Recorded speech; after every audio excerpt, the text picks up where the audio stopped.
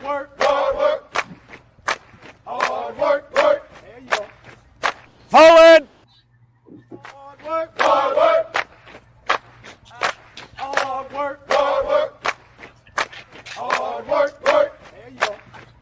Forward.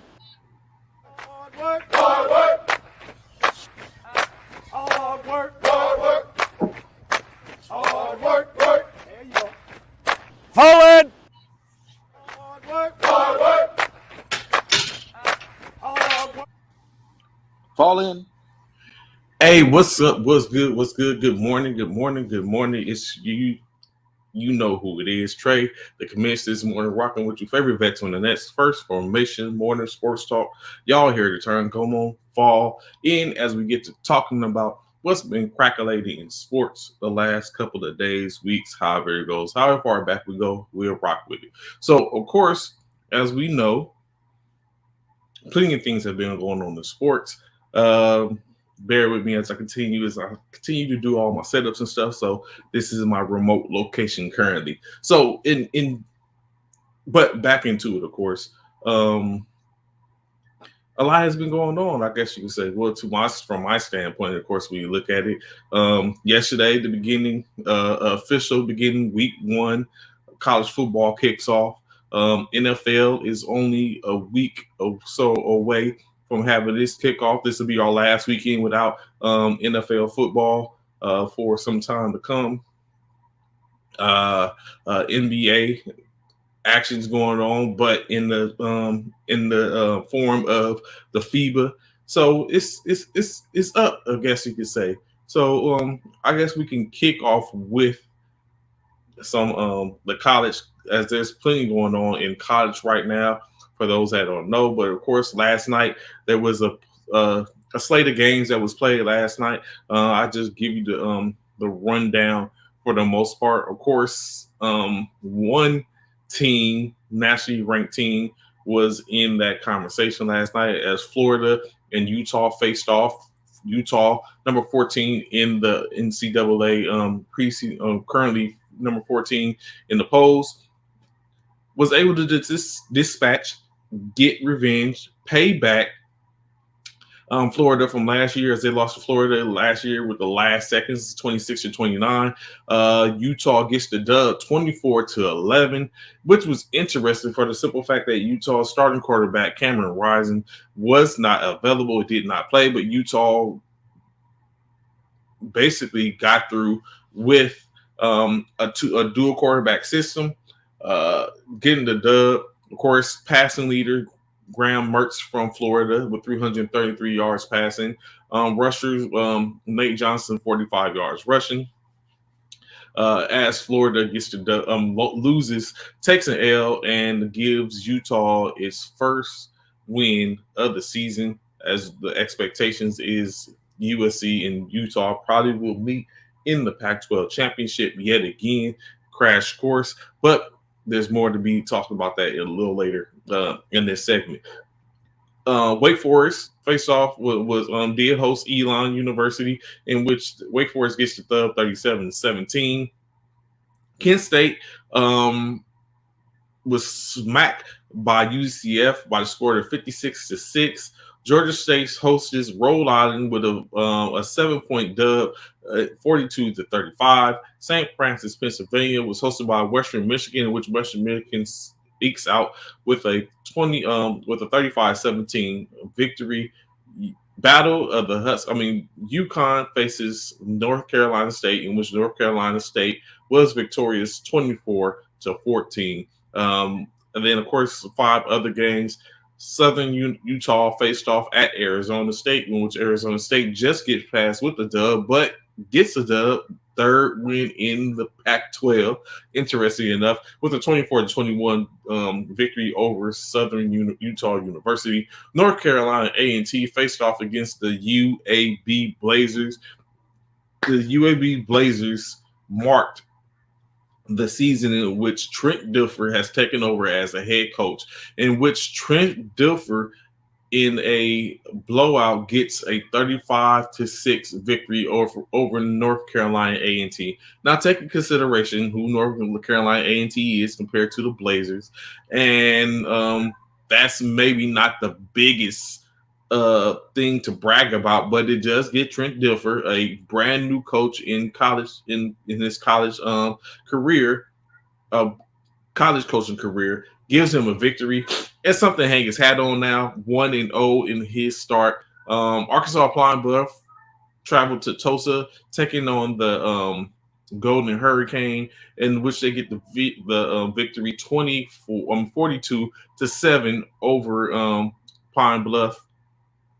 South Dakota at Missouri, in which Mizzou gets a 25-point drubbing, gives out a 25-point drubbing, 35-10 over South Dakota. And last but not least, the Minnesota Golden Gophers hosted the Nebraska Cornhusker, which was probably one of the most evenly, I'm not going to say evenly matched, but when you look at the comparison in the conferences, of course, Big Ten versus the Big 12, Minnesota etches by with a 13-10 victory over the Nebraska Cornhuskers, in which marks the end of that game. Of course, between the next couple of weeks,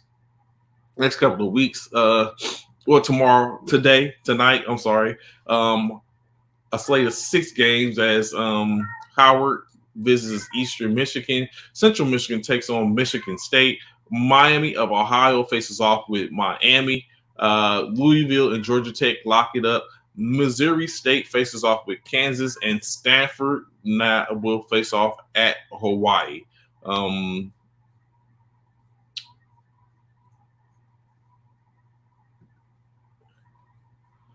Going in now. All that being said, I said a couple of things, right? In which we talked about the Pac-12 potentially, what could be possibly as the games get a little bit closer and tighter potentially.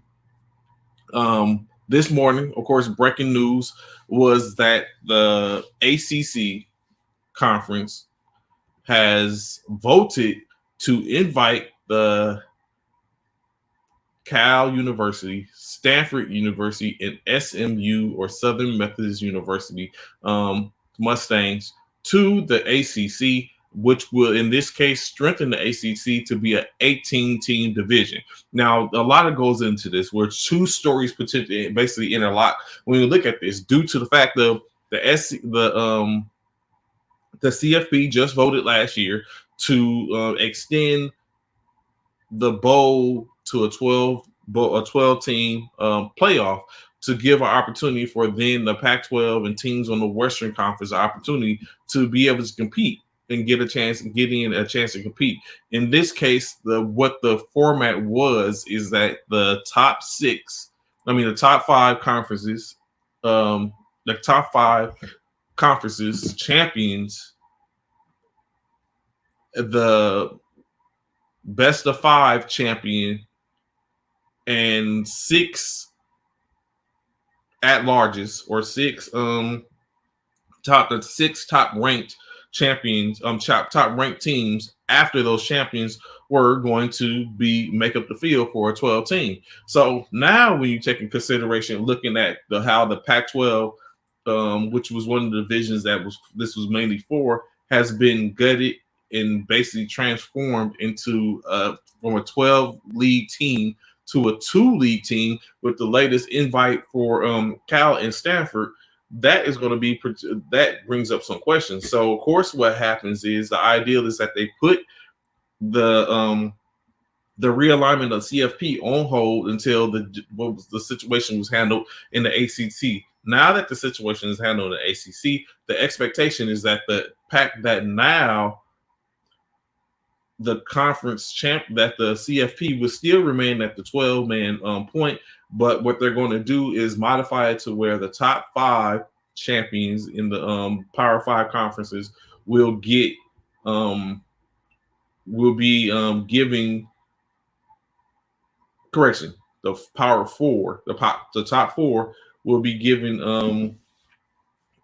the championship, and I think even one still going to the top team, or they're going to be 7 at largest. They're still trying to figure it out for the most part. But going back into the ACC now, taking in Cal and Stanford, that now leaves only 2 teams in the Pac-12 for next year, in which the expectancy is most likely going to be that those 2 teams, the 2 teams being Washington State and Oregon State, are most likely probably going to be seeded someone else. I'm very sure as you doubt that they're going to continue to play as the Pac-12, especially when you look at because in that case, they would have to basically beg, barter, steal to get games at this point. And then there's not too many media rights out there just to see Washington State and Oregon State compete against one another or compete in off conferences, with them just having 2 conferences. So I'm very sure the expectancy now is that someone is going to look to bring them into the fold and also invite them as well. But until that time frame comes, currently the Pac-12 is still made up of the same teams in which it had just last year. At the beginning of this year, but come next year, they will be gone. We already know USC, UCLA, Oregon, Washington, and Utah have moved on to the Big Ten. Colorado,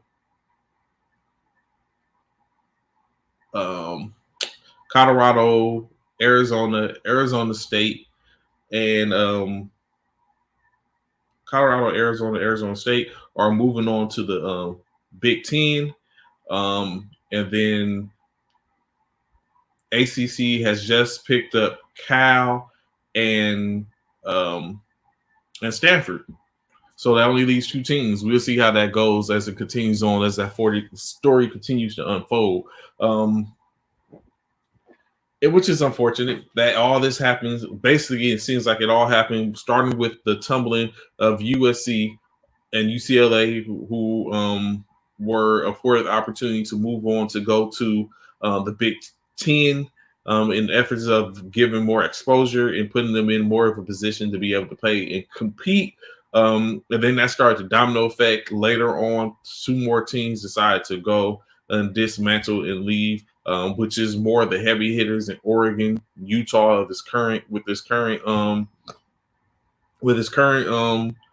success, and then of course Washington.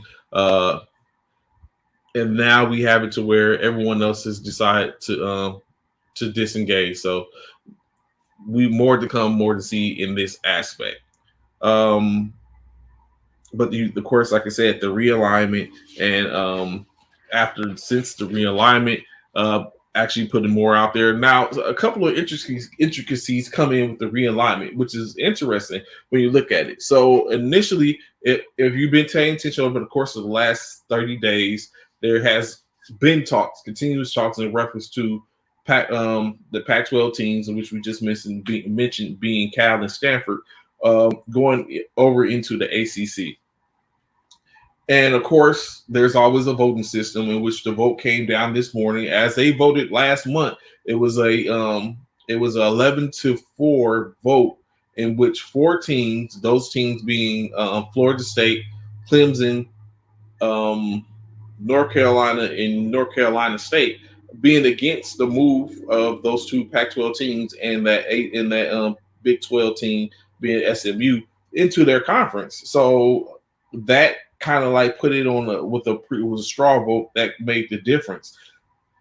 So coming this morning, when they had to vote again, all eyes was on who potentially could be flipped, because that's basically what you needed. Only one team needed to be flipped in order to make it to where they basically couldn't be in the conference or be in the conference. And of course, as you hear, I just said they were voted in. So the one team that was flipped was, of course, North Carolina State. So when you look at potentially the blue bloods, I guess when you look at it, or the main ones being Florida State and the ACC, as well as Clemson being the stronger in the conference over the last couple of years, they held pat with their vote of not wanting to invite the 3 schools. And additionally, like I said, UNC did the same. but it just wasn't enough. And some of I think the conversation has been that the reason why it was as such is because in UNC State, correction, North Carolina State, the Wolfpack did not want to see like they were connected or aligned with University of North Carolina in the conversation. So basically, that was probably some of the standpoint in which they looked at like this isn't about the two Carolina schools. This is mainly about what the North Carolina State school is thinking and what it perceives, and they went ahead and flipped their vote.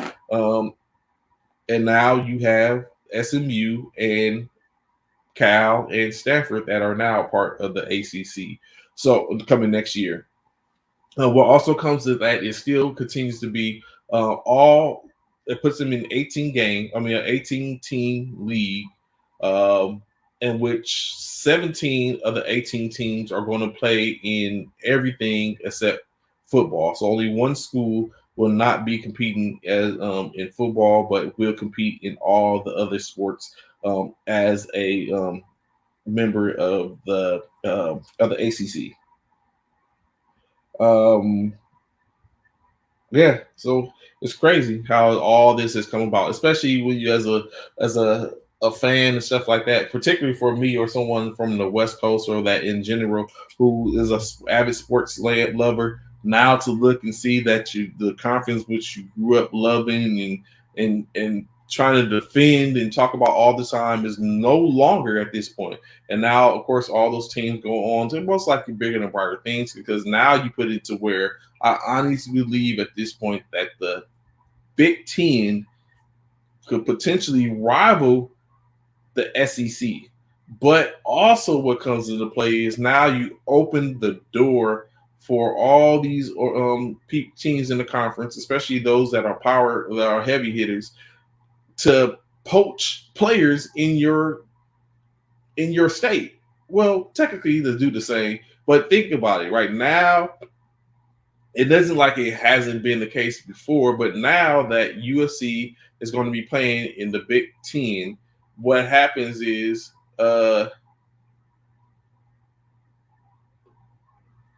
what's going on, Drunk? Hey, Drunk, I've been looking for you, man. I need your information so I can send you a invite, bro. Got to get your info. Need your info. You can even put it in the chat or show it so I can get in contact with you or where I can reach you at. But yes, true enough.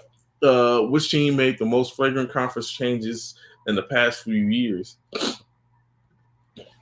I don't know. So I don't know, Drunk. That's a good question, man. It puts it to a point to where I just don't know. When you look at it, it's been some suspect moves, but it's been some that's been in the recent. Okay, I got you. All right, no doubt. I got you, fam. So yeah, so I don't know, Drunk man. It comes back to yes, sir. No problem, no doubt. It comes back to what's going on, Al. What's going on, brother? I ain't seen you a while. I hope everything's going good, brother. What's good? So I don't know. You know what? Well, it's been a long time. I was about to say the last few years, I would have thought that the most suspect moves would have been, honestly, would have been the Pac-12 because I really didn't agree with initially the Utah and the Colorados coming over into the Pac-12, making them the Pac-12 at that point. But of course, when you look at it, it was very beneficial to Utah. Utah has grown into a power since they moved into the Pac-12, and now here they are, have built up enough of a resume to where they were able to move and be invited to a bigger conference with the expectations of building that conference. Of course, that all goes. It's all about partnerships and everything like that. It is all the money play. So with that, having those teams, 5 of the Pac-12's 12 teams at the time, and the top tier talent, honestly, when you look at it, in my opinion, is crazy. So I think that could be it for the most part. Now, I think the Pac-12, I mean the Big Ten added talent with taking Oregon, Washington, USC, UCLA. And that, I mean, so that was key. So I don't think that was out of pocket. Now with this new move with Stanford and Cal, that might be a little different, especially when you take into consideration where the ACC team predominantly are. And now you have to move a team from the West Coast, but again, that gives everyone a pocket in the West in some way, form, or fashion. Excuse me, to where now they get that money too, especially when there's no money to be going. So all this, if they can go and compete now, these teams are going to be playing. Now you have Stanford playing against Florida State in Stanford. That's going to bring in some people are going to want to see that from one way or another. So of course you have that. Additionally, UNC and Cal potentially. So it's going to be, it gives different ways, of course, across the board. So I think definitely the ACC's move was more of a money move. All of them are money moves because the media rights, especially in those markets. But the ACC, what they did is, I guess, will be the most one because it's like from a competition standpoint, I didn't get it, but is what it is. So between the Pac-12 and the ACC, I would think. And then I continue to wonder, like, how does Notre Dame continue to move the way Notre Dame does? But that is probably a whole nother story for a whole nother time at this point. So crazy. So real quick, right? Hold up. Drunk says it kind of makes the CFP and the bowl games not even that exciting no more because we're getting the dream matchups in regular season. So you know what, Drunk? That is, I can feel you on that, but I still think there's a possibility for these type of matchups, regardless, due to the fact that when you look at it, yes, you're going to see come next year, you're going to be seeing Texas and you're going to see Texas and Oklahoma in the SEC along with the other teams that are already there, right? So it's going to be some matchups, and now you're going to see Ohio State versus USC, Ohio State versus Michigan, Washington, Oregon versus Penn State on a regular. But it's still potential to have those same matchups, or you get more that's at stake now. Like what is going to potentially be like to see USC versus Alabama still, in which you can see that in the CFP. But now with the CFP makeup of being 12 teams, USC might not win the Big Ten. They might come in second or third, right? Or they might be coming second in that or third. So with 7 potential 7 at-large teams, maybe USC competed and they annihilated the field. But when it came to Michigan and Ohio State, they barely got in. And not to take in consideration, you got to look at it. Annihilating the field potentially means Penn State, Utah, Oregon, Minnesota. Like it's a plethora of teams additionally that can come into that, to where now you sit up and have it to where it can be different. Yes, so now it's 12 teams now. So the CFT has 12 teams. They even more so, even with the even if it was still at the 14 mark, it still could be potentially still could have been that much so. Except now, what it did is guaranteed a team like USC, Oregon, or even Utah or someone like that an opportunity because they're in a conference. So if we see those type of teams win out in these new conferences, they're guaranteed a shot. Now I don't know how successful they might be, but now you get an opportunity to shot. So hopefully it's not a bunch of standing on your desk with the opportunity of getting into these arenas, and then you get into the arena, and then it'd be like the year that Notre Dame faced off against Alabama, and it was just a complete epic fail in the in-state where the competition wasn't really. It's like, how did you get here? Oh,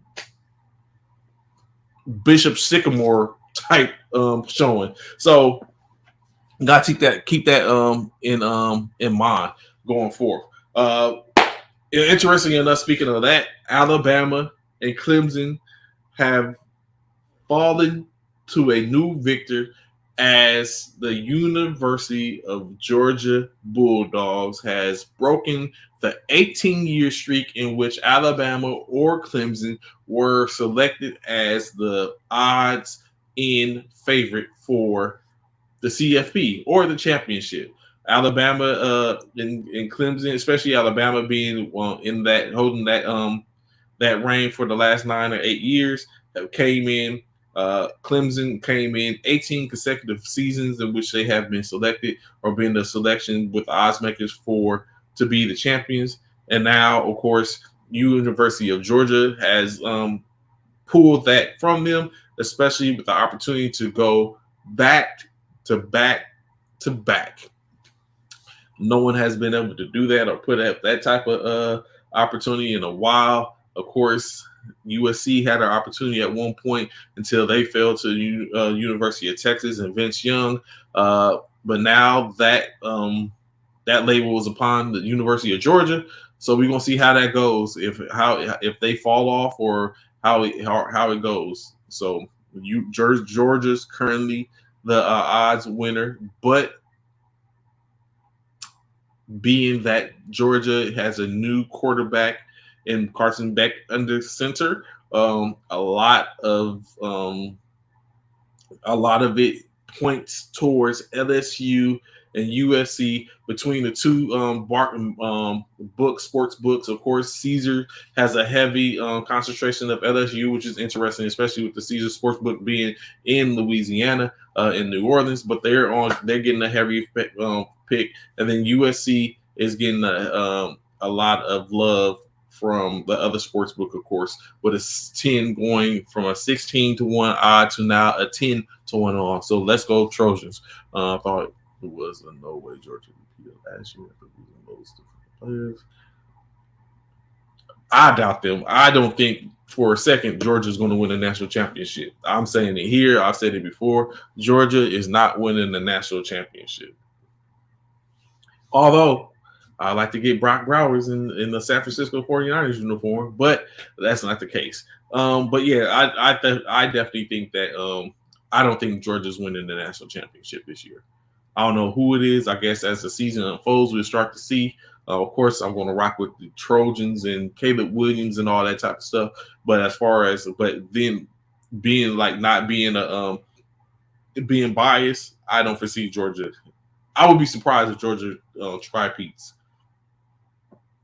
I think they lost a lot. Like you said, even that in their top tier defense, they have a new quarterback at the helm. There's a lot of stuff against them. Of course, they got that target on their back. They still have to compete in their SEC, which is a problem in itself. So I don't know.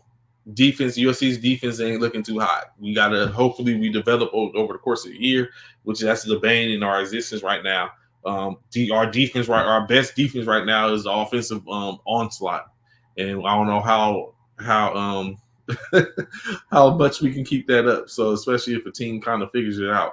So our defense is a thorn in our side currently, because giving up 28 points to San Jose State, I don't think that's going to cut it.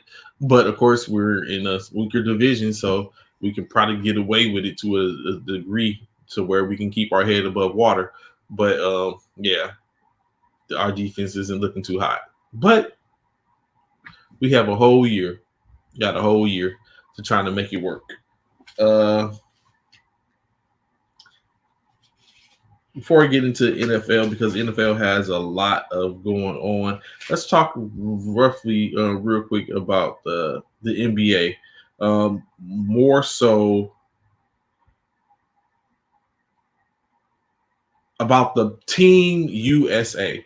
So if you've been paying attention, Team USA 3-0, 4-0, I believe, in FIBA play faced off today or earlier this morning at like 3:00 this morning against Montenegro. That's who was their competition this morning.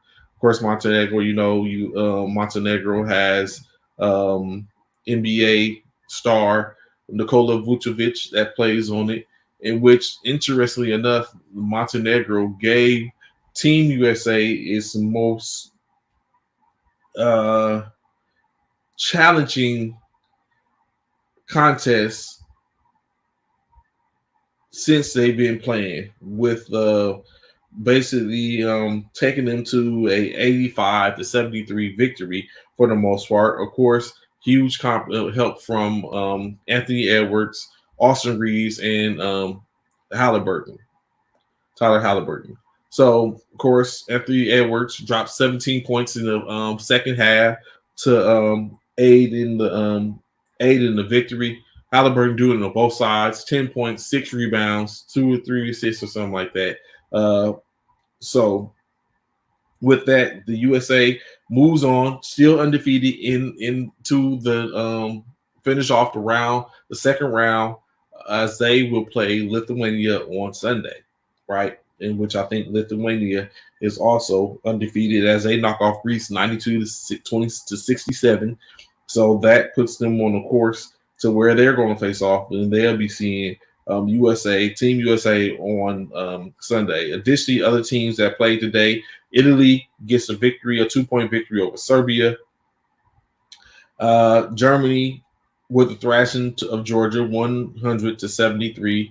Latvia knocks off Spain by 5 points with a 5-point victory. Puerto Rico faces off against the Dominican Republic, in which Puerto Rico gets a 102-97 victory over the Dominican Republic. Slovenia knocks off Australia by the score of 91 to 80.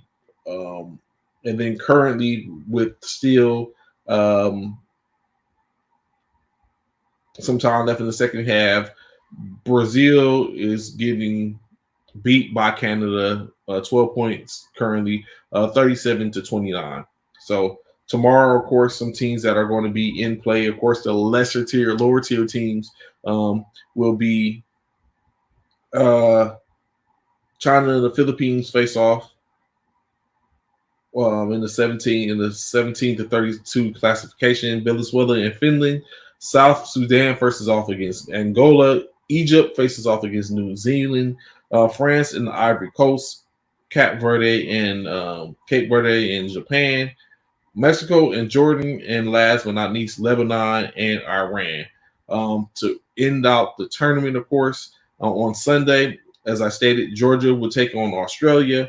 Puerto Rico will face off against Italy, as they're both 3-1. Montenegro and Greece face off against one another. Latvia and Brazil get it in. And then, of course, the battle of the undefeateds, or the top tiers: Canada and Spain, Serbia and Dominican Republic. And then, of course, the remaining of the undefeateds: Lithuania versus the United States. And last but not least, Slovenia and Germany face off against each other. Of course, after those games, only 2 undefeateds will remain. It's just a matter of who it would be. What's good, Eric? What's going on, bro? I know you're ready. I hope you're ready for tomorrow. Let's get it in and ready for the season. So, like you said, Pat Beverly, he feel that. I seen that Pat Beverly feel that Anthony Edwards is going to be moving on at some point, getting out of Minnesota. He's the next type of Jordan, Kobe type player. So what I would say is Anthony Edwards definitely has, in which I think is a term that we toss around a lot, in which I'm not too particular of, but that dog in him, that killer instinct. That's what. So I would say that Anthony Edwards seemingly possesses that, especially when you look at the sense that almost Anthony Edwards comes out of nowhere, out of obscurity, playing 1 year in Georgia, building his resume, and of course being the number 1 overall pick to Minnesota later on that year. So I think Anthony Edwards definitely has that mentality that everyone talks about, that Mamba mentality, or that mentality of just go get it. He is, in my opinion, exudes that in every way, form, and fashion. It's the same type of mentality that, to a degree, afforded Giannis Antetokounmpo to work to get himself a championship. So now you have, of course, next up, Patrick Beverly talking about that in Anthony Edwards. Now, Patrick Beverly played close with Anthony Edwards, so I would say, even though initially wouldn't be that, okay, Patrick Beverly would be a person who you'll listen to and hear that, be like, oh yeah, Pat Bev said it. But taking consideration, one, Pat Beverly has, even though he's a journeyman at this point, he stays on teams regardless of the fact of the matter, and he played with Anthony Edwards. He's an NBA player, so you guys, it has something comes with it. You got to take some. It has to something that comes of that. So him saying or putting out there that he believes that Anthony Edwards is the next Jordan Kobe-ish type player, and I look at it, I can see glimpse of what he's talking about. I just wonder, is it sustainable? What Anthony Edwards does, is it sustainable, for one? And then secondly, if there's an evolution in this game, continues to be an evolution in this game. We have other players that we see have started who are evolve into other things. I think that, of course, we watched Steph Curry evolve, in my opinion.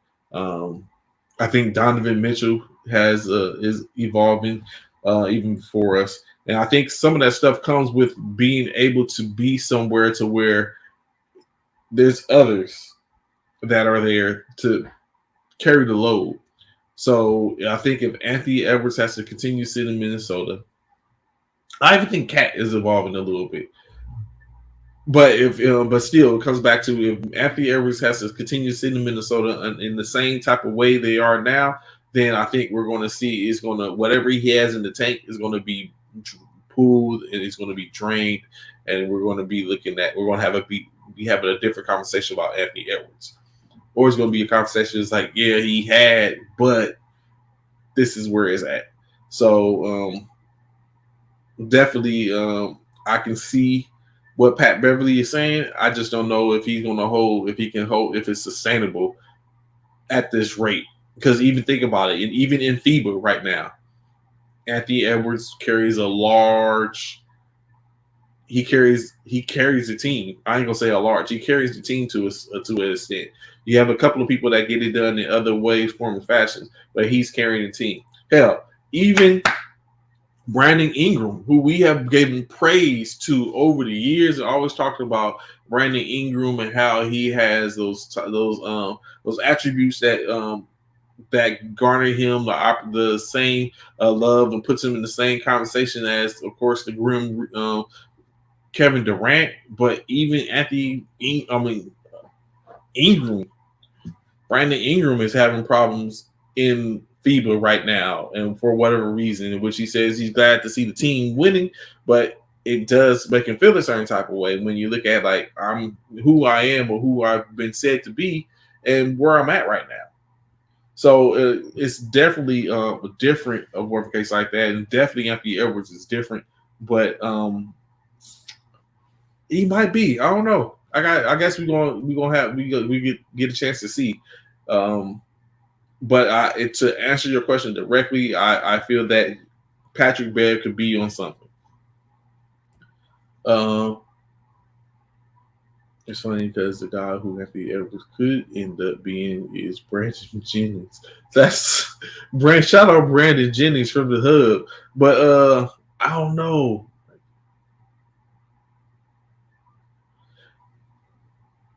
So organizational help comes in a couple of ways, though. Like, in-state is a business, right? So with it being the business, of course, and I've been there, of course, when I took a swing at having a minor league or semi-pro team, being an owner and coach, and then couldn't do both of them at the same time for the most part. So I just became I went to owner aspect and got someone to coach. So you all, from an organizational standpoint, you're always going to have and it goes in different. In my opinion, it's levels to it. Always levels to it. You're going to have it at the high school level, to where you're a high school, and because of the high school you don't. Of course, there's certain things that add to that. There's going to be things that come up with it when you don't.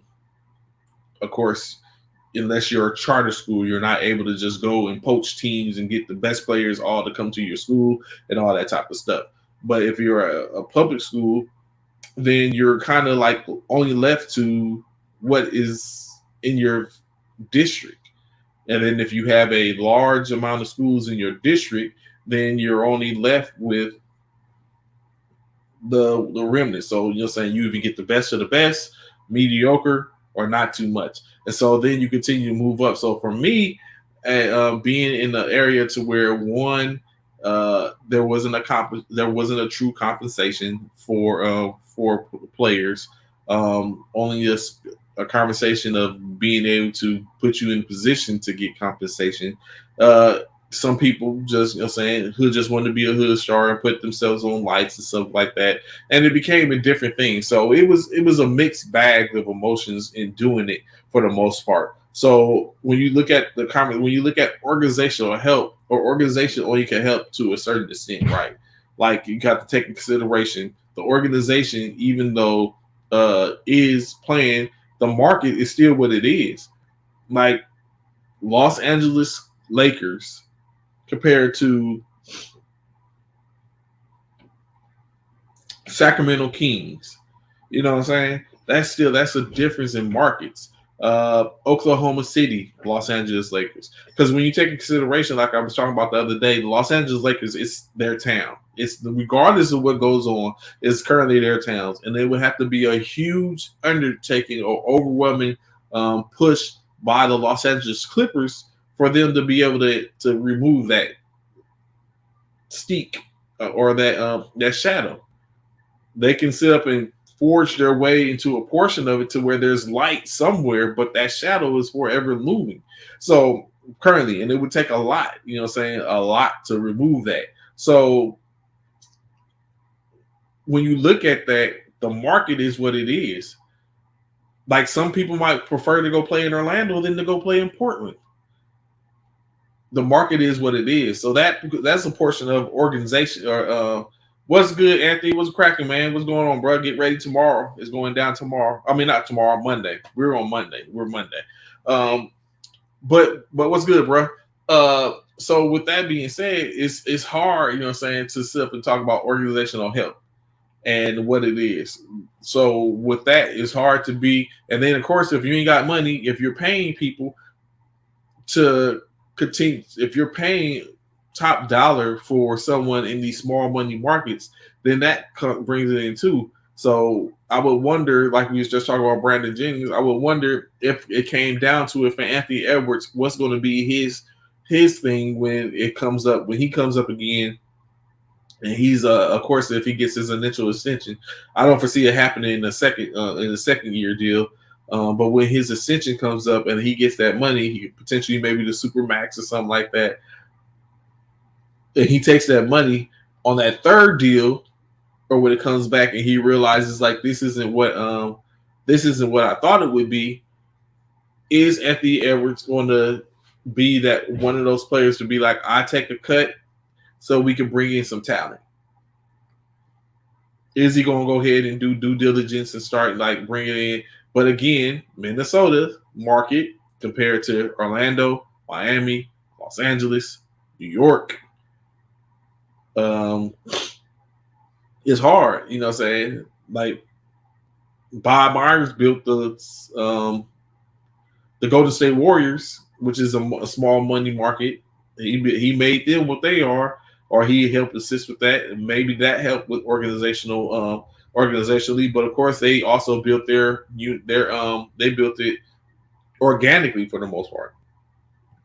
He said, and he might, and that's the mindset. He has that potential mindset. Like, I'm not doing that. It's not my problem. To where I think Anthony Edwards will be one of those kids that's not going to have any quarrels in deciding on leaving or going elsewhere when it comes down to that. And you're starting to see more people that's getting into that mindset. Giannis Antetokounmpo has already came out and stated that he's coming close to where there's another extension potentially coming about. Y'all need to show me that y'all going to put people on the roster, not just not just bringing. I don't need just the mentality of the team, the organization, the front office to be on some. We're not trying to be on a rebuild right now. We're trying to keep pushing. Y'all need to just bring in players that have that same mindset. And so Giannis Antetokounmpo has already been on that, where he's like, yo, I'm not trying to be in a rebuild. I need to see that I have like-minded individuals that's in the locker room with me and that they're locked in, and this is what they're doing regardless. And he's saying if he doesn't see that, then he's on to, saying it's his conversation is going to be different. And that's 2 more years. That's this year, the 23-24 year, and the 24-25 year, in which he gets ready to go into where he potentially can be a free agent. And, being that, of course, we're talking about 2 years from now, not sure where he'll be at, if he'll be involved or if he still be in the conversation as being a dominant player in the league. But we all know how it goes. Those money markets start pulling. Potentially Golden State, New York, Miami, Atlanta, LA. Those markets start looking real good for someone that's looking for an opportunity to be able to compete, get championships, and then continue pushing from there. Or do something like but get with someone else in the small money market and be like, hey, this is what we're trying to do. Can you see someone like, at that point, Giannis and Anthony Edwards teaming up with whomever, or, something like that, where they go somewhere where it's like, okay, let's make this money work. Like we heard the other day when we looked at, we talked about that one a couple of days ago, the fact of what would have happened had LeBron James, Dwayne Wade, and Chris Bosh went to a Chicago Bulls team that was already holding Derrick Rose and at that time Joakim Noah, who at that time was, I guess you could say, quote unquote, was a poor man's Dennis Rodman. That could have been epic. What he said, a high take shot SGA and Anthony Edwards would be nasty backward. They would, and that goes to what I was just saying. Can you see where it's like, okay, Anthony Edwards and Giannis Antetokounmpo being open, and they pulling up in OKC with Shea, Gilgeous-Alexander, Josh Giddey, Jalen Williams, like that, that type of stuff, to where it's some young cats there, and you bring in another young cat that goes get it, and you bring in a champion go-getter who got some veteran presence. And now you have a whole different conversation looking at OKC. A small money market, yes, true, but they're there. Or if you was getting, if you can get the later of the two, to where SGA can force his way out of OKC, Giannis gets his way out, and then they have to they move pieces around. At that particular time, you look at it, Minnesota has some good pieces. They have Gobert, they have Cat. Maybe a piece or two gets given up to bring that to fruition, and now you have yet another potential money market to do that, or either of that. So there's a lot of that plays into place, but we're talking about small money markets: OKC, Minnesota, Milwaukee. So even the pieces move, or the pieces, even someone moves pieces to these areas to strengthen them, to make it to where, yes, we're small money, but we're big when it comes to the competitive edge, or those pieces go and they dwindle even more so, and that's money market is now, or that organization, as we first start off, is now continuing to look to see who they can bring in to boost them back up. So it's all about the business, or like you said, all about the Benjamins, baby. All about the Benjamins. So it's interesting, but definitely something to take into consideration and potentially see. But that would be crazy. Anthony Edwards and Shea Gilgeous-Alexander linking up. That's a crazy backcourt. Or even there's a couple of backcourts that could be. The Aaron Fox is another up and coming go getter that's out there. His evolution may not be that of what we was talking about earlier, like what Anthony Edwards is, but he's another potential go getter.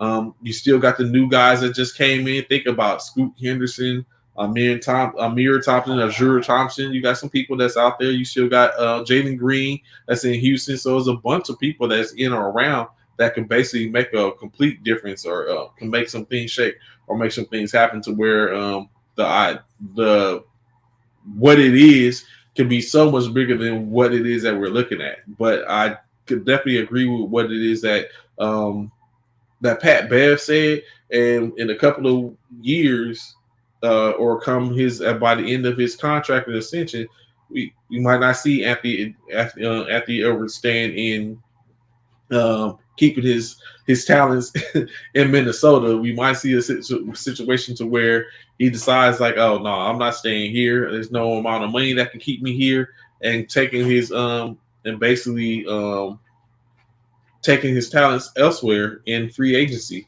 or allowing himself to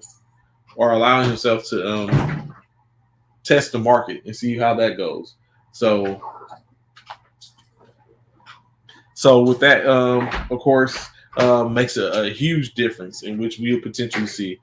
Someone else that's out there now, of course, JaVale McGee, another journeyman. Of course, when you look at the conversation that talks, JaVale McGee, who we thought was going to do some damage in Dallas. I know I did, looking at his track record for a sense. I thought, even as a person that's somewhat of a journeyman, I thought he was going to go put in some work in Dallas after he signed that 3-year deal. Interesting enough, JaVale McGee was waived 1 year into that 3-year deal, averaging 4 points? I think it was 4 points and 3 rebounds. 4 points and 3 rebounds last year in 42 games with Dallas. Actually was in the rotation at the beginning of the year, and then was bounced and slid out of the rotation. So he didn't do what I guess was expected of him, what he needed to do. JaVale McGee is actually a 8.5 rebound career, 3-time NBA champion. Of course, 2 of those coming with Golden State, and 1 with the Los Angeles Lakers, in which he didn't play during that bubble season. I guess that was heavy on Dwight Howard. So now what is happening is JaVale McGee, 15-year veteran, is now a part of the Sacramento Kings, signing a 1-year veteran minimum deal, probably to give some relief to Sabonis. But I mean, it goes like, you got JaVale McGee can be, in which answering this question for Drunk is, JaVale McGee can be that player that helps out. He can be a defensive prowess at times, and give something. So he might be able to be a locker room presence, a locker room veteran that can give some insight and truly help them out, which I guess that was the expectation of him in the Mavs, to help out Christian Wood to where he can pick up the defensive, rim protector role, and Christian Wood can do other damages elsewhere. But of course, it didn't come to that, and now he waived after just 1 year in the 3-year contract, and on to Sacramento yet again, another team in which now, hell, has JaVale paid for? I think he's paid for every team in California except the Clippers. I have to go and look. Has JaVale ever had a Clipper uniform on? I don't think so. But he's played for LA. He's playing for Sacramento. He's played for the Golden State Warriors. Of course, we just seen him leaving from Dallas. But in case, shout out JaVale McGee picking up another contract, on to bigger and better things. Before we get into NFL, where it's going to go out, of course, interestingly enough, Errol Spence, as expected, has activated his clause for a rematch with Bud Crawford. So, of course, what is the expectation, which they haven't, a time has not been set Yes, but he signed with the Kings. That's the team he signed to, drunk. So he's going to Sacramento. He will play with the Kings. Unless he doesn't make it through camp. So you have a point there. But if he gets through camp, make it to the 12-man roster, he's going to be a King. And the only team which he wouldn't have played with is the Los Angeles Clippers, I believe. But yes, Earl Spence has activated his rematch contract clause in his contract that he signed and will be able to compete yet again to try to avenge his loss to Bud Crawford. But the expectation is potentially they're going to be fighting at the junior middleweight. Oh, you good, bro? You good? Not no course. They're going to be fighting at the middleweight, junior middleweight, 154-pound division, to where it would be a new debut for both fighters in that division. So it sounds like, of course, it's looking like there's not going to be any aspect of any belts or moving of the belts. However, they will be new into that division, start to develop in that division, and maybe move up to stardom in that division, getting championship rounds or championship fights in those divisions. So rematches on. We at some point we'll see Spence Crawford 2. It's just a matter of when and where that is going to go down. So of course, continue to listen to that. Sure say terrible decision by Earl Spence, and I picked Earl to win the first fight. Earl didn't just lose. He got demolished. It's too soon. But of course, some of that listening and stuff, I think Earl Spence believes that he's better at 154. It's more of a natural weight for him, and he feels more natural. And of course, that'll be more of an issue. His weight, he feels like a bigger Earl Spence will probably be more of a problem to Bud Crawford. So, it's strategy, and it's money, of course. So, in my case, in this case, it links hand in hand. You got the clause. Now, if they were staying at the welterweight, then of course, it would be like, yeah, definitely too soon. But for them to go ahead and fight, and I'm very sure they're not going to fight again this year. That's probably going to be a money fight come next year. We already know at the end of this month, being September. Shout out to all my Virgos out there. Let's go.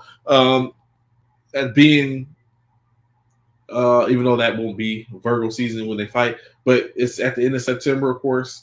We see Charlo is going to fight Canelo, and so another big fight that's coming up. So these mega fights potentially to come up and to get played is what continues to be that. So we'll see.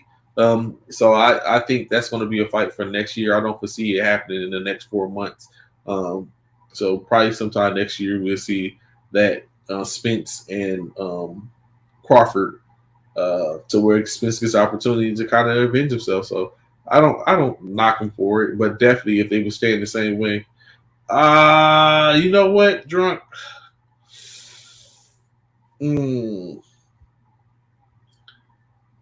My initial says says Canelo, but I have to do a little more deep dive and see if I'm going to stay with that. Because of course Canelo's getting older.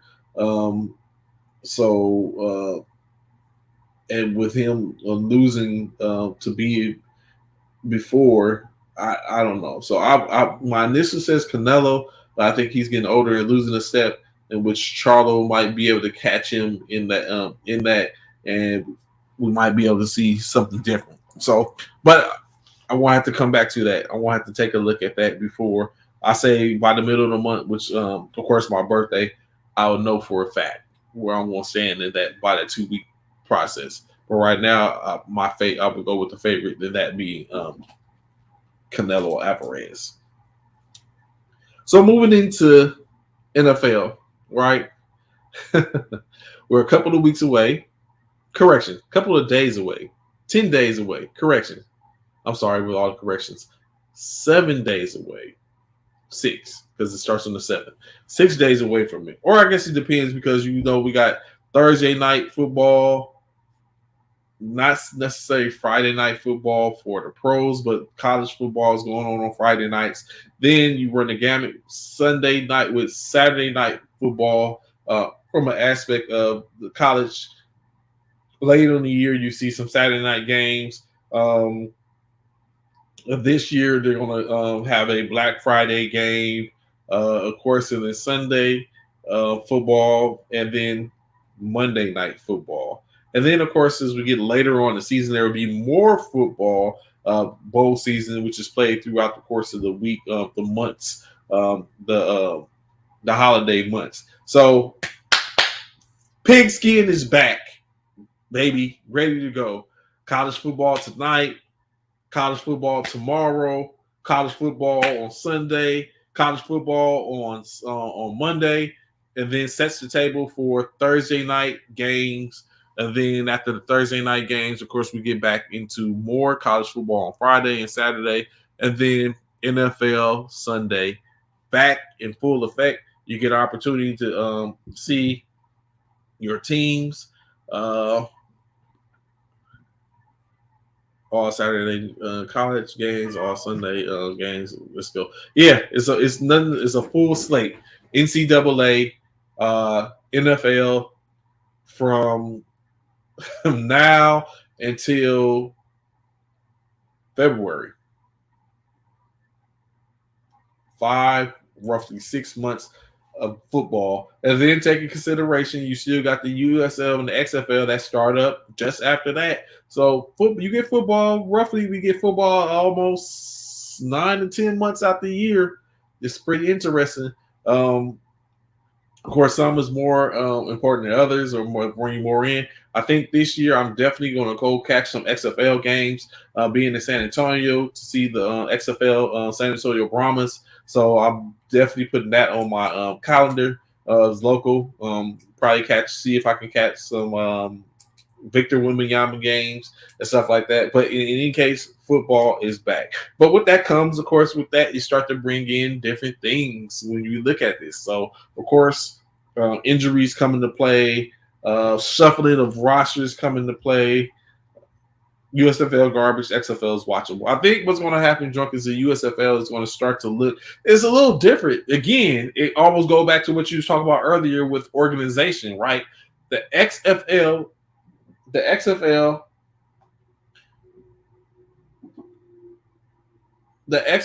is backed by the NFL, right? So with the XFL being backed by the NFL, then it's different. You know what I'm saying? And things look a little bit different. So the USFL has to continue to do what they can to get to hopefully XFL actually interesting because the rules different. I'll give you that. Of course, that could be seen as gimmicky. So I just think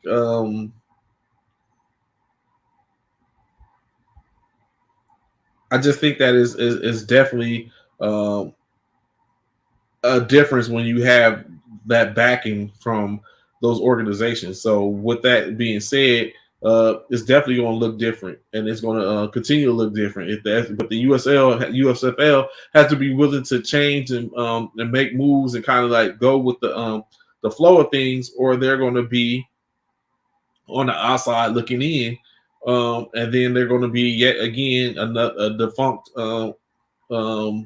again. To where now they're not getting that same type of love.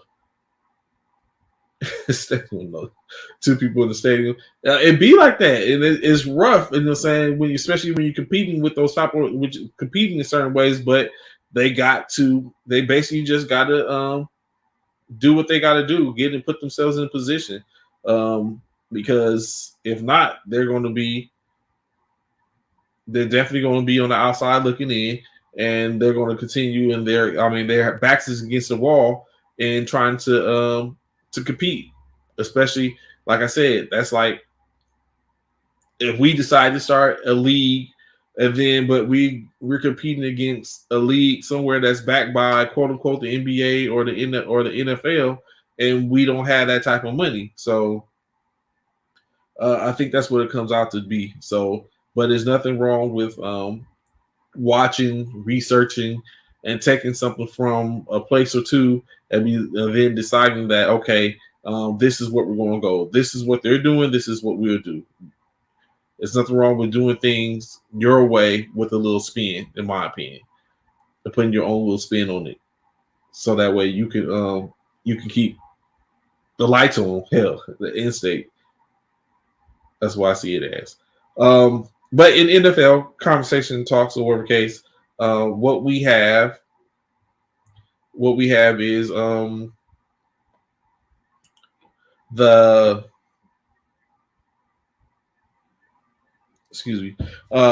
Cincinnati Bengals look forward to bringing back Joe Burrow. You know, Joe Burrow went down earlier in the season and during practices with an injury, a lower extremity injury, to where he's been out for 6 weeks. Now the expectation, Joe Burrow has been back in practice for the last two consecutive practices, to where they look forward to possibly having him ready by game 1. So as I look at it,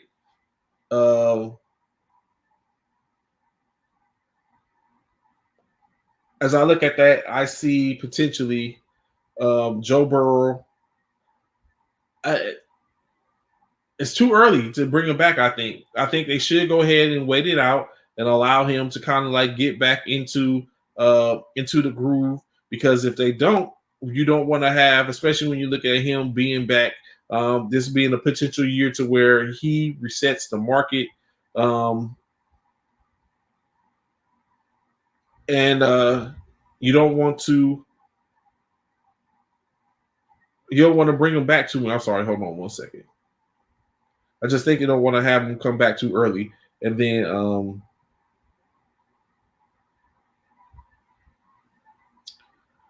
don't want to have him come back too early. So if that is the case, then you basically have him go back through the same thing he went his second year in the NFL. So I think they should be waiting. They should have an opportunity. It's early in the season. It should give him a couple of games before they bring him back, before he ends up running into a buzzsaw and having a problem. It's been this long. They've been out the 6 weeks. Why bring him back now? Unless they have been seeing and watched him develop in the 6 weeks, and it's like, okay, we bring him back to 2 practices. It's like, okay, he's going to have at least 3 more practices. Maybe take a little break and then go ahead and get ready to go. But of course, he's a quarterback. He's an integral part of the organization. And that could be potentially an outcome. So, additionally, when you look at more when it comes into players coming back from injuries, in which this really honestly plays a role, especially now that we know fantasy football is coming up. Someone like Cooper Kupp. As we know, the Super Bowl MVP, Triple Crown winner, is dealing with his own situations, to where he is currently looking at being trying on the same type of role as what Joe Burrow is, as he is been out since August 1st with a hamstring injury and is now trying to get back into the groove of things. Of course, he's looking at being one of the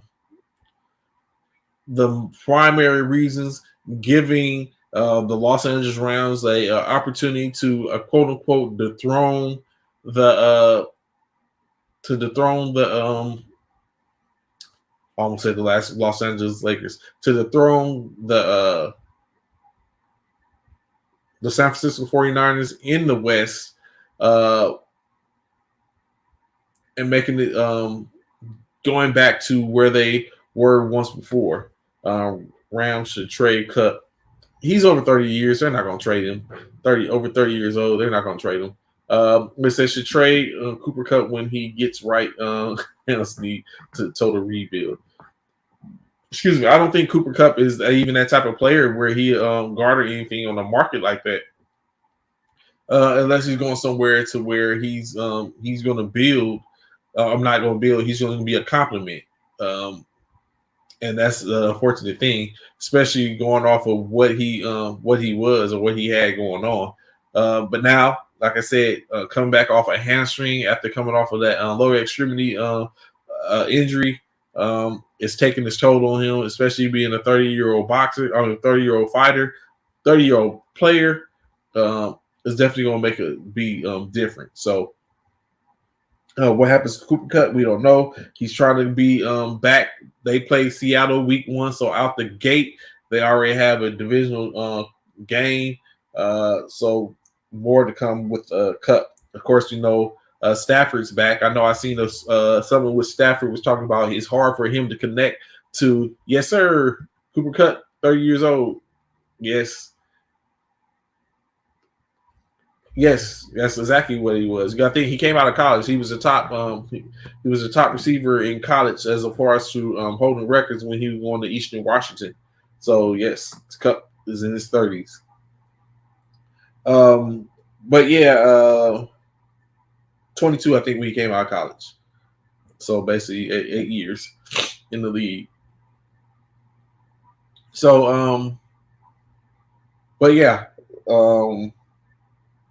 definitely plays a role.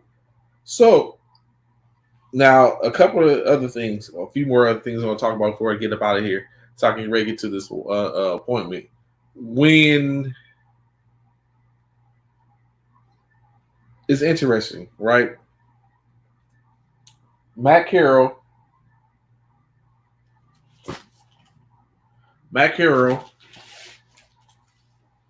former, who thought he was cooking, and was looking at the expectation of potentially being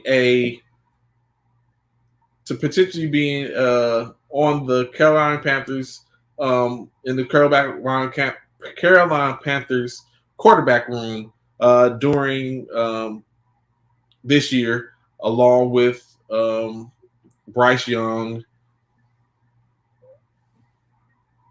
and helping him to develop.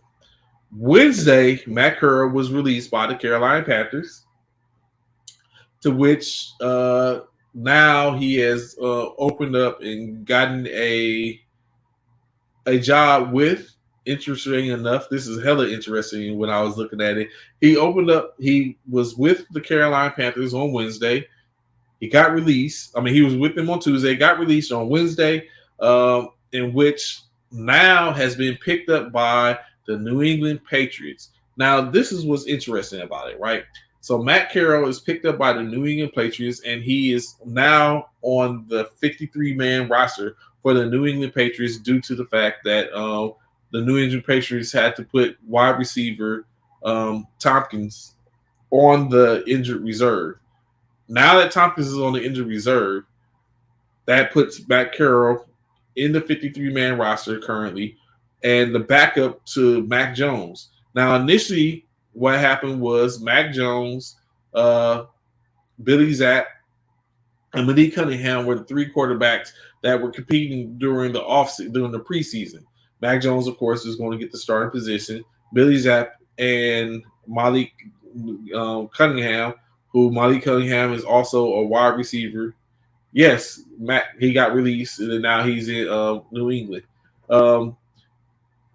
They were now both those quarterbacks was released, where initially was a odd move, the thought, because it's like, why is he going to be on? Why is Mac Jones the only quarterback in on the roster in New England?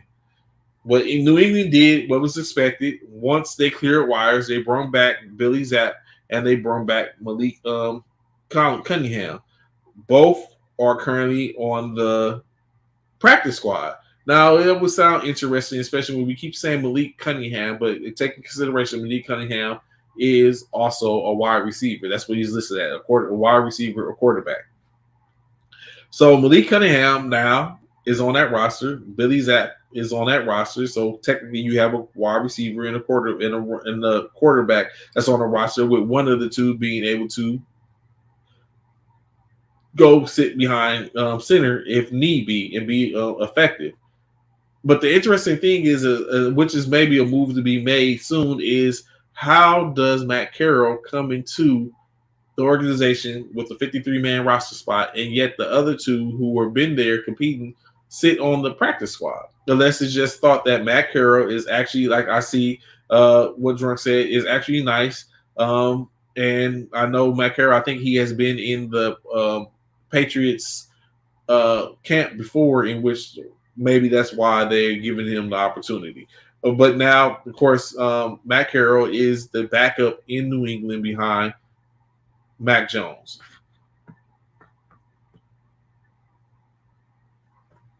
And it could be that, like you said, going back to it, it could be a position to where we want to make sure we want to give Bryce Young the reins and let him understand that he doesn't have to look over his shoulder and look and see that this guy is competing with him in camp and he gets uncomfortable.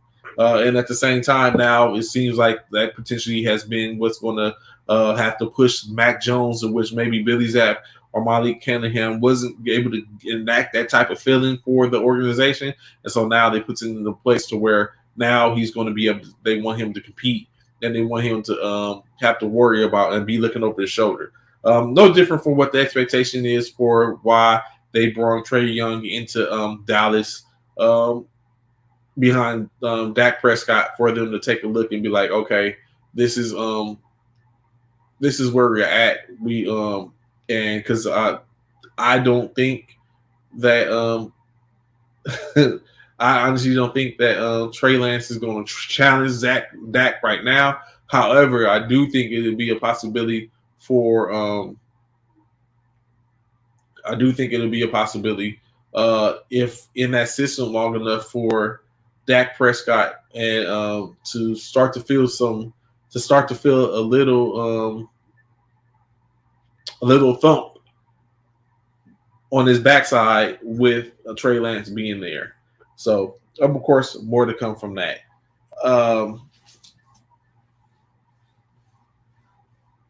Two more things, right? First and foremost, shout out to TJ Hawkinson. I know if Eric was still on, we would probably be hearing this. I'm very sure in our draft on Wednesday.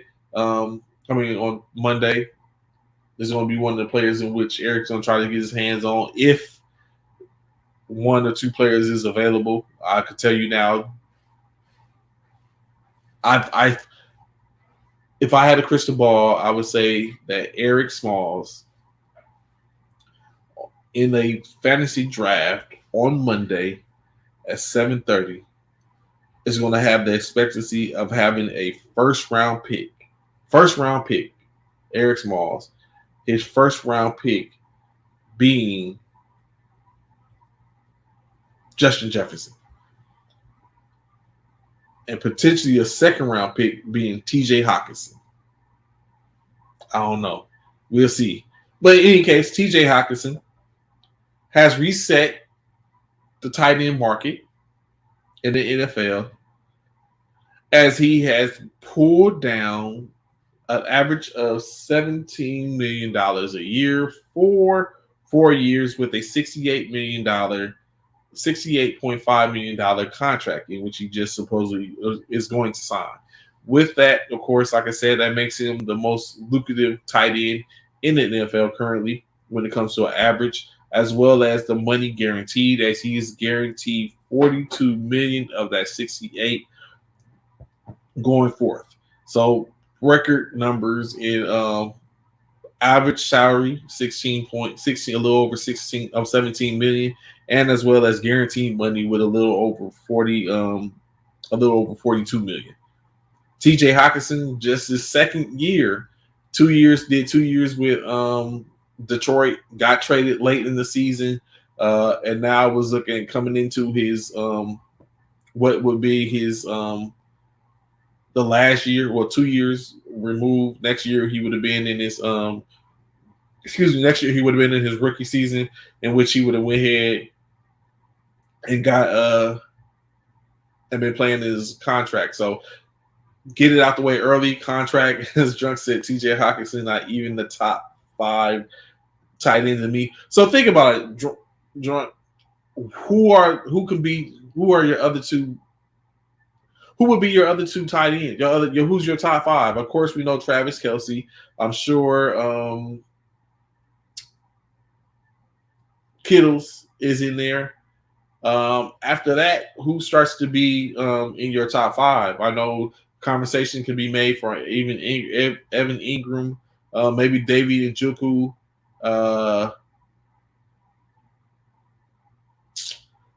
Gasecki,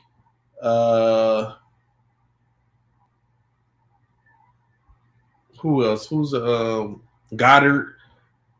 I don't know about Waller. So Waller would have been. I don't know about Waller now in his current state. Being in New York and now having to do with that. And then, of course, I sit up and took flyers on Waller a couple of years in which he hasn't produced. So I would be a little skeptical about Waller now. I know what he can be, but is he that when you look at it? So it's just so. But with that being said, I think TJ could be in the top five possibly. And even I said Gasecki, but not even Gasecki. I probably would take Hawkinson over Gasecki at this point. But definitely when you look at the Goddards, Kittles, Kelsey, Ingram, those names come to mind, and Hawkinson potentially could be. You could be right in that aspect to where I think he is in the top five for the most part, but he's being pushed. There's some good tight ends out there, like I said, Njoku. So he could be. I guess it depends on semantics, what you look at. So he could potentially be in the top five, maybe, or just on the outside of it, just barely. Definitely top 10. That's not saying anything because you got to take into consideration. You still got people like Pitts. You got people. It's some tight ends out there, but when you talk about production, he could be definitely that one in which is top 5, 6. Yes, he is a little different, and maybe that could be quarterbacks. It could be quarterbacks or just driven off of what the scheme is.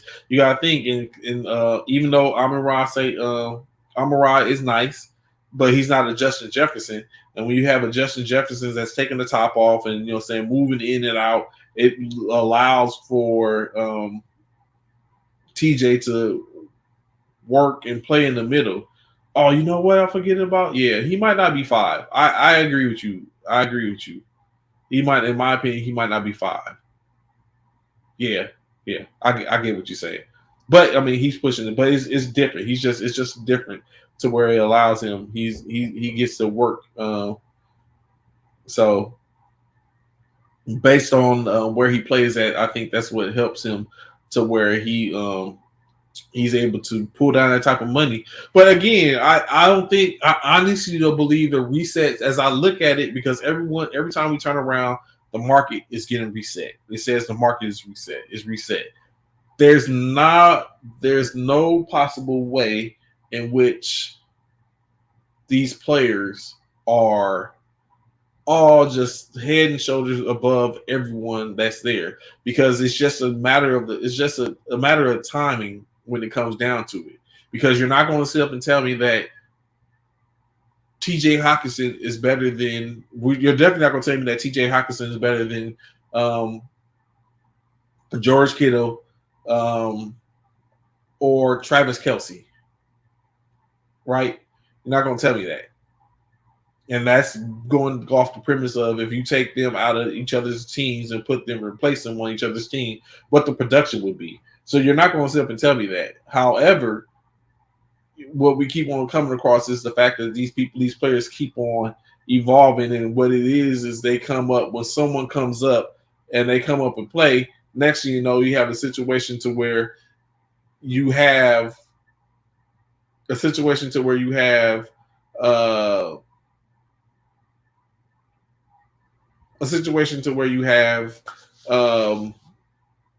players coming up, and it's just the right time for them. So, you know what I'm saying? Because we're going to have it when Kittle comes up to play, when he comes up for another payday for him. We're going to have it when another payday comes up for Travis. So basically, that's what we're getting. That's what we're coming up to.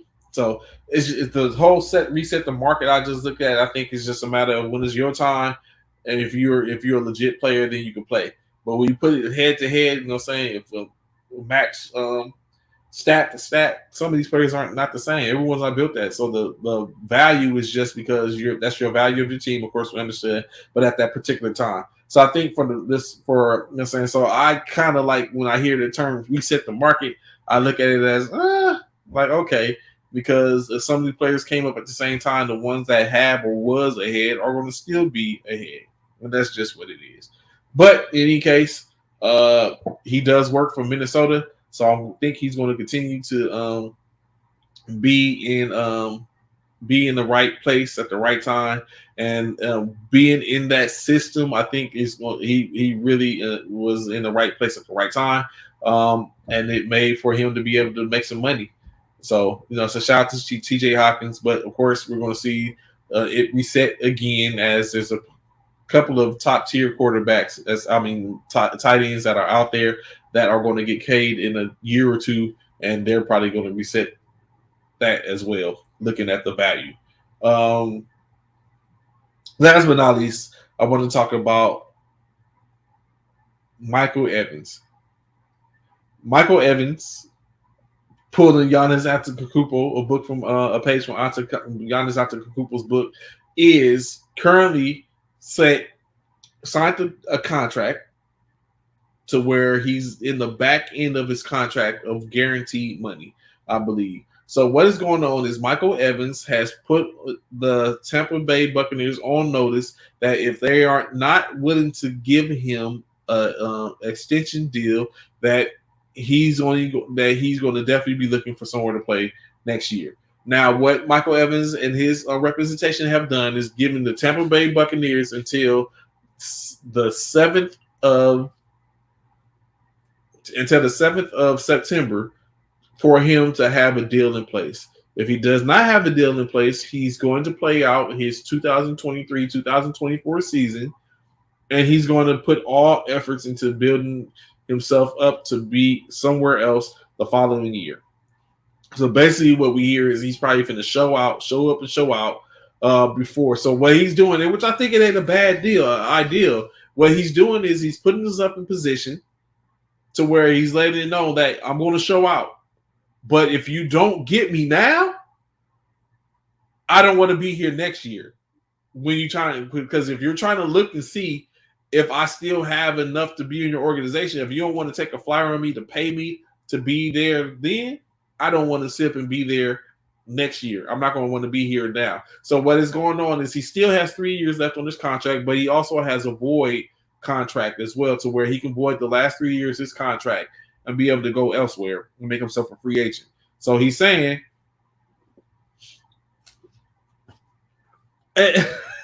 well, you look at it like this, drunk. He can show up, but only to the degree of everyone looks and see, okay, this is Baker. They had Baker, but this is what Michael Evans done. And I think that's basically where you have to look at it as. And you know what I'm saying? But I kind of like it. I mean, I'm not for it exactly, but I kind of like it because what it does is basically saying, like, if y'all believe in me to be the person I am, pay me now. Why wait? And it's like, if you don't want to, then you're just telling me that you trying to wait. And I'm not on a play it type. I'm not a play it type deal person. Like, you're not going to sit up and pay me after the fact, after I done showed out. So pay me now. Or if you pay me now, or I'll walk next year. And he's saying that's what he's locked in on. So I like it. You know what I'm saying? I'm not too particular of coaches, of players and stuff like that. Trying to put people's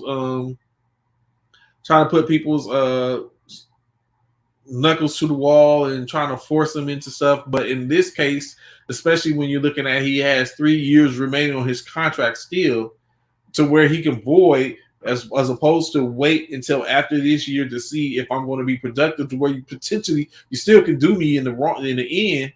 I'd rather you pay me now where we're both at odds in. And if you know what I'm saying, we both have to live or die with the consequences, and then go from there, or just let me walk. Who's better right now, Hopkins or Evans? Oh, so Evans. I think Evans. Evans has 9 consecutive seasons. Evans has 9 consecutive seasons of being a 1,000-yard receiver.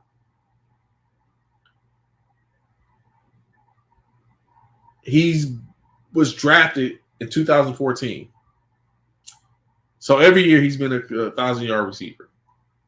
Even when the years he was injured, he was a 1,000-yard receiver at the end of it. So I think Evans is probably better. Now, of course, when you take in considerations, I think potentially when you look at what's coming up, basically like you just talking about Baker Mayfield, I think now with Baker Mayfield at the helm and you have Hopkins has Tannehill, I think Hopkins might have a better curve now.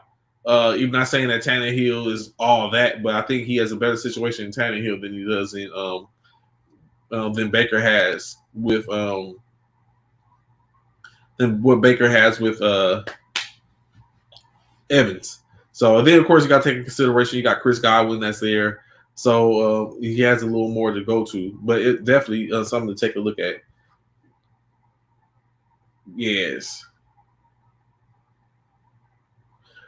So I think Evans. I mean, Evans is going to have a market too. If Evans decides to leave, he's going to have a market. You like they say, height. You can't teach height. You can't teach speed. And Evans has enough for both. But I don't see it being like a huge money market. But I see it being a market, definitely a huge money market. Maybe not so much. And that's where I think it gets switched off at.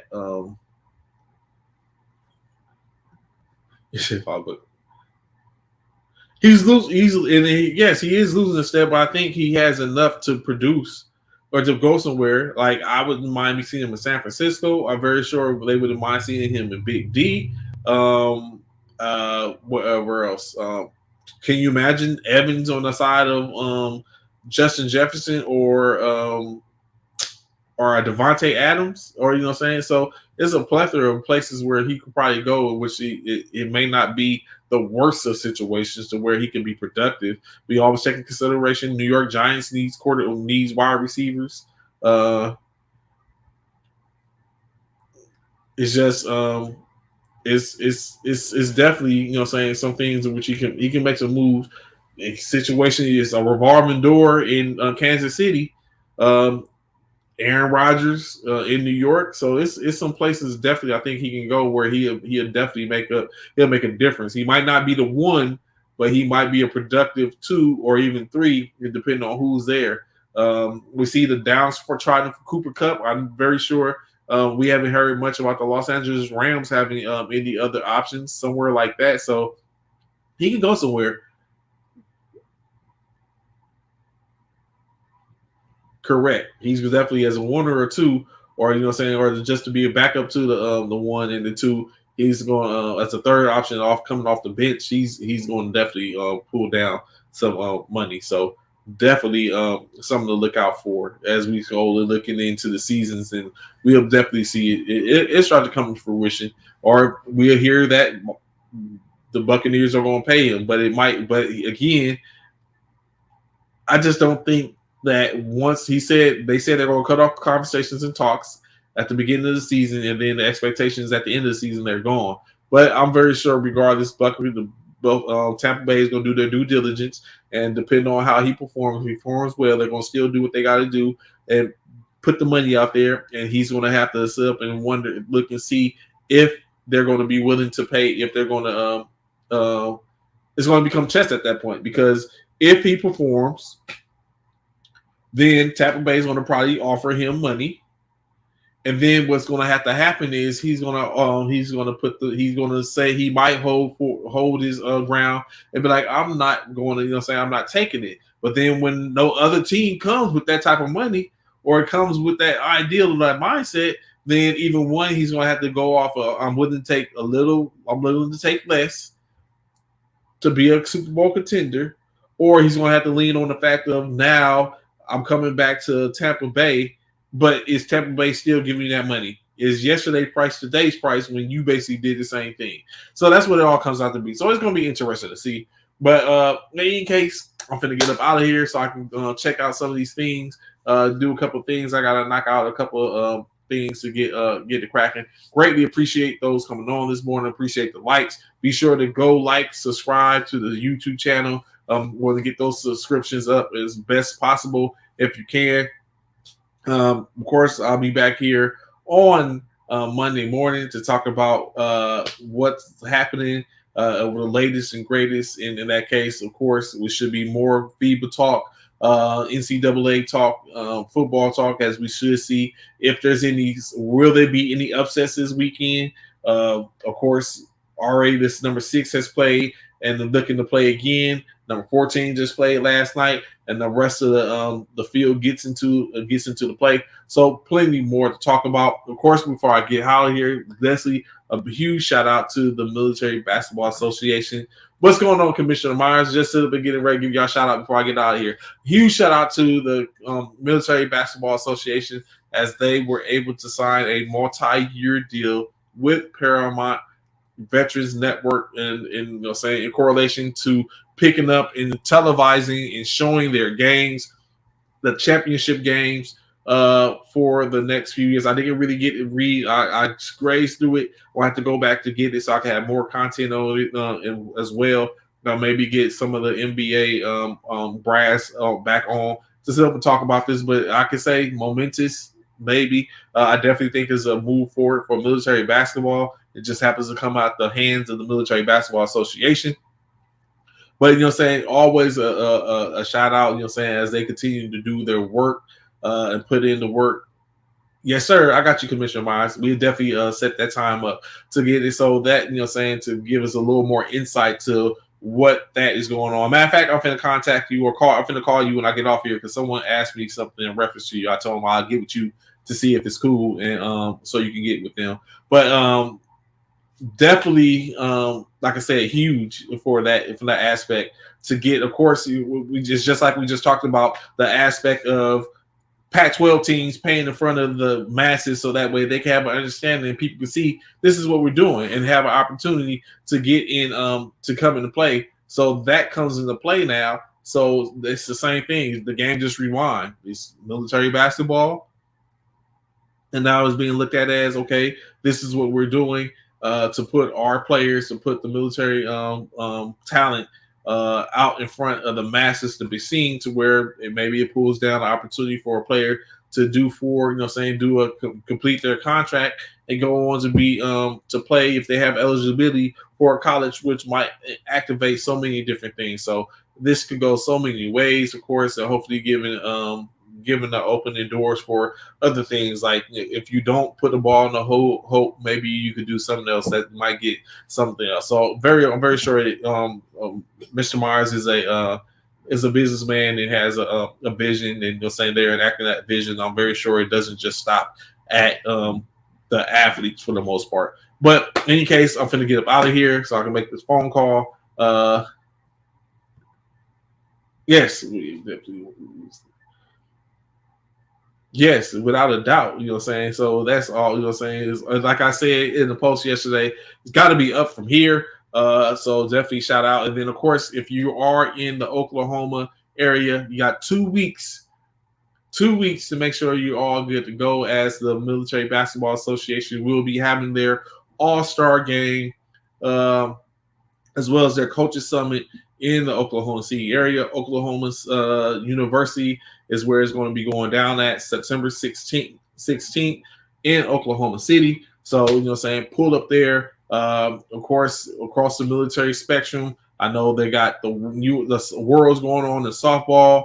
All the installations are getting together, having their runs and having their practices and their tryouts to get ready.